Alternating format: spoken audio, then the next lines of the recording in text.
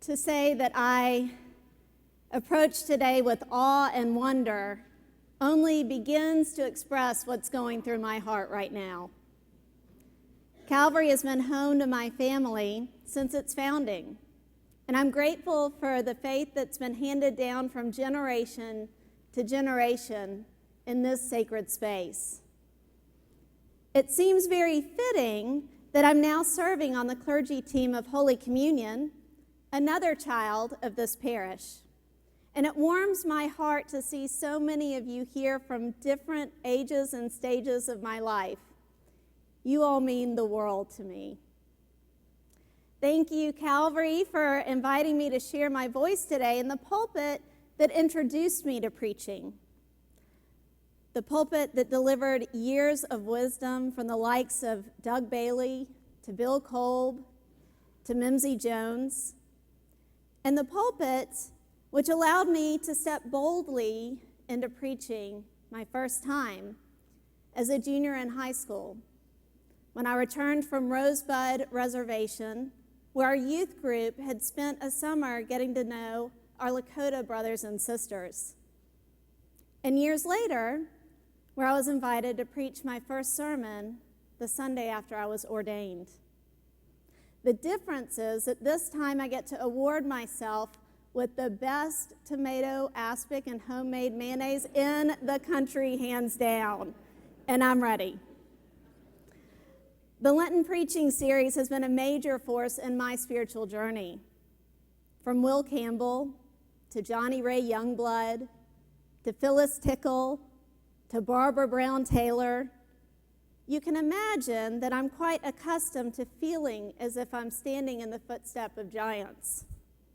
But this takes it to a whole new level. This Lenten series, this place, and so many of you have all played a role in shepherding me along the way.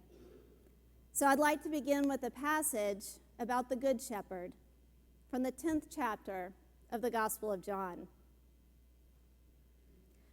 The gatekeeper opens the gate for him, and the sheep hear his voice. He calls his own sheep by name and leads them out.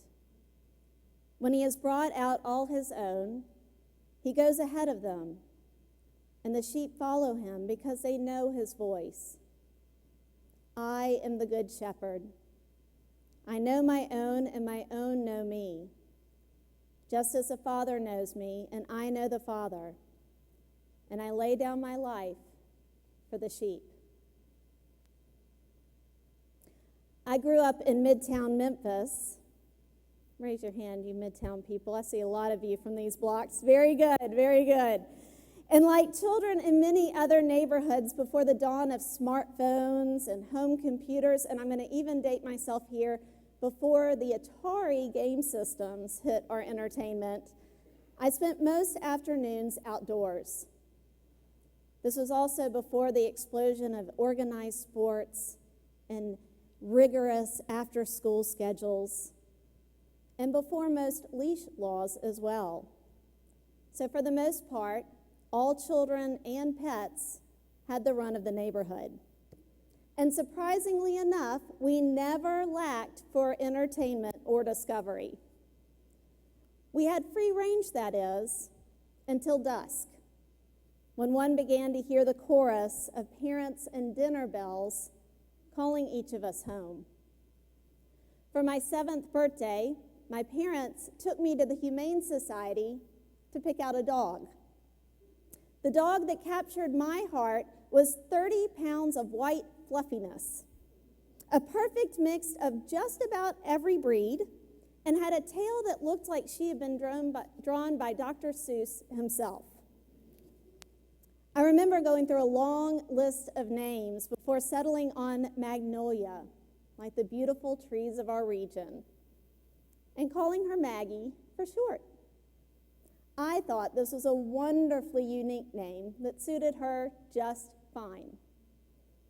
Wonderfully unique, that is, until I encountered the dinner time chorus with new ears. It was then that I realized that in our 2-block radius, there was not only my dog Maggie, but a young child named Maggie and another dog named Aggie, belonging to a Texas fan down the street.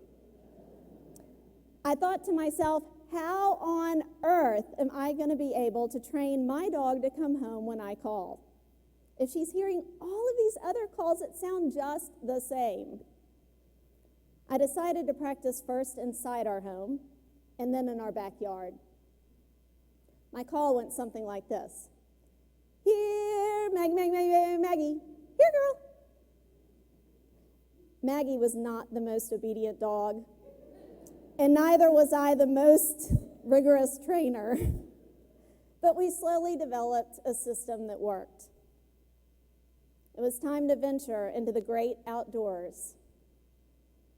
First, I practiced short periods during the day, a quick jog to my friend's house and back, and eventually I gained the courage to let her roam free one afternoon before dinner.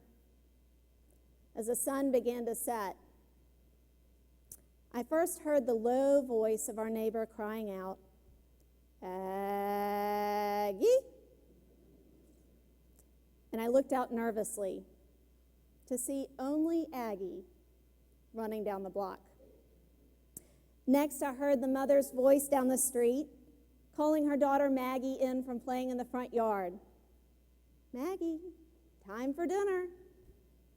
With a fair amount of whining and pouting, Maggie slowly stomped her way up the steps to her front porch. So I decided to let out my call. Here, Maggie, Maggie, Maggie. Here, girl. And to my great relief, a dart of white came running from the distance. You would think that between two Maggies and an Aggie, things would get quite confusing as the sun began to set. But surprisingly enough, they never did. No matter how similar in sound, each dog and child knew the voice of the one calling them home. The gatekeeper opens the gate for him, and the sheep hear his voice. He calls his sheep by name and leads them out. When he has brought out all his own, he goes ahead of them, and the sheep follow him because they know his voice. We too know the voice of God calling each of us by name, the voice of the one who loves us and nurtures us and calls us home at the end of our days. It's the same voice who asked Abraham to count the stars and spoke to Joseph in his dreams.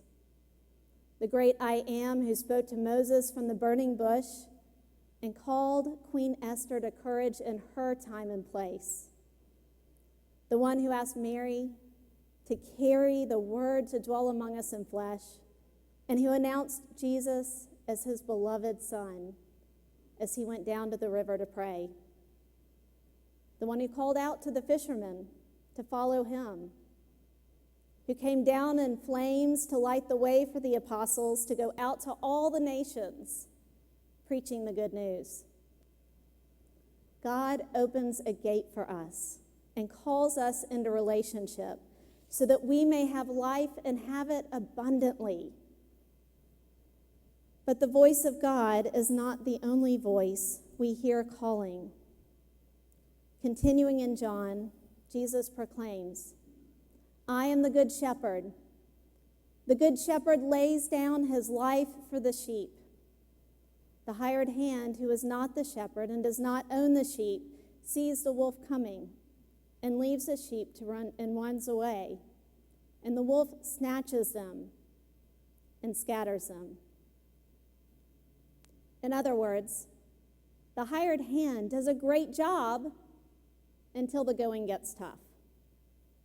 Every day we're bombarded with voices promising us abundant life, promising us a place to belong, promising us that they care for us deeply and will help us live into our best lives.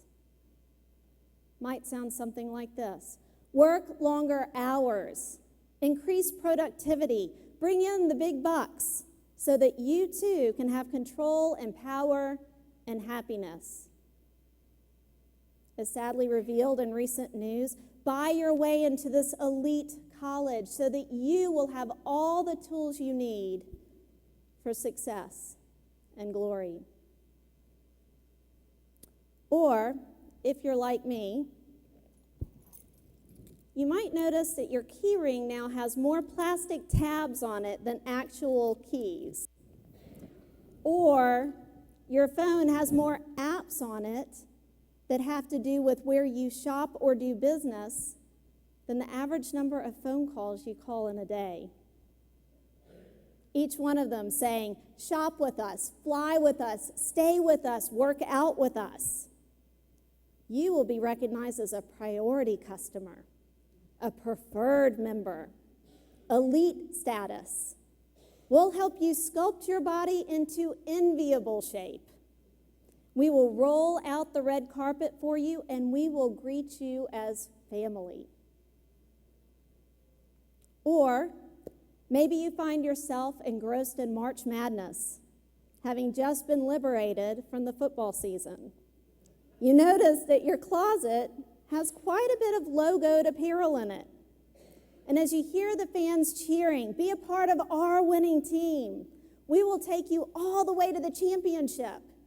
You will find yourself filled with spirit and celebrating with a family of fans in common bond as we fight our way to the top.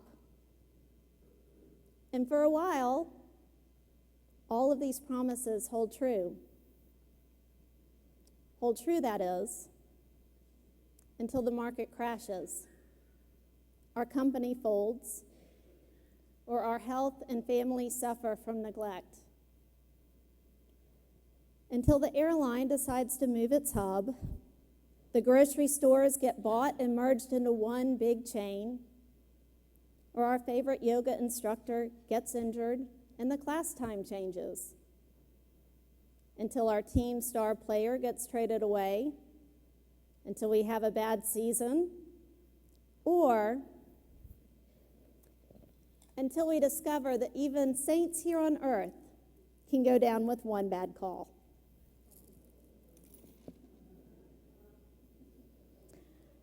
The Good Shepherd warns us not to get confused. There is some good to be found in all of those voices.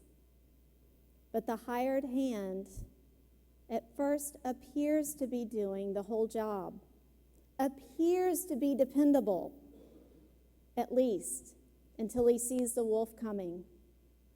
And that's when things get tricky. The solid ground beneath us begins to shake, and we get nervous. Temptations are many, and as somewhat flimsy promises start to fall short, we begin to question our sense of belonging, our sense of security, our sense of worth. It's in these moments that we find ourselves crying out from the dark valley. And that's when Psalms can sing songs to our aching hearts. We're reminded in the words of Psalm 139 that it is God who searches us out and knows us, who formed our innermost parts and knit us together in our mother's womb. It is God who made each of us fearfully and wonderfully. It is God who will be with us even if we take the wings of the morning and settle at the farthermost limits of the sea. His hand shall guide us and hold us fast. We take solace in the steadfast love of God, the shepherd who does not run away when he sees the wolf, but instead lays down his life for his sheep. And we recite in our hearts the familiar words of Psalm 23, "The Lord is my shepherd. I shall not want. He makes me lie down in green pastures and leads me beside still waters. He restores my soul." Even when we hear God's call, we must still decide whether we're going to follow it or not. And the words of our hymn today, which I chose because the tune was written by former choir master and organist here at Calvary, John Hooker. Will you come and follow me if I but call your name? Will you go where you don't know and never be the same? Will you let my love be shown? Will you let my name be known? Will you let my life be grown in you and you in me? God's voice transcends all of our houses of worship, all denominations, all faith traditions, and all the natural tendencies that we have to fall into the trap of thinking that we have the only ears that can hear. Quite the contrary. It's when we're in conversation and communion with each other that our ears are open to new and exciting ways to hear God's call. As our beloved friend John Kilzer would remind us over and over again, there is a hole in our hearts that only God can fill. So let him. Let God restore your soul. Deep down, we know God's voice over the din of all the other voices. It is God who breathes life into us, creates us in his image, and knows us even before we know ourselves. It is God who walks among us as a shepherd, who opens the gate for us, and who guides us so that we may have life and have it abundantly. It is God whose steadfast love knows no bounds, who sets a table before us, and who calls us home, each by name. Amen.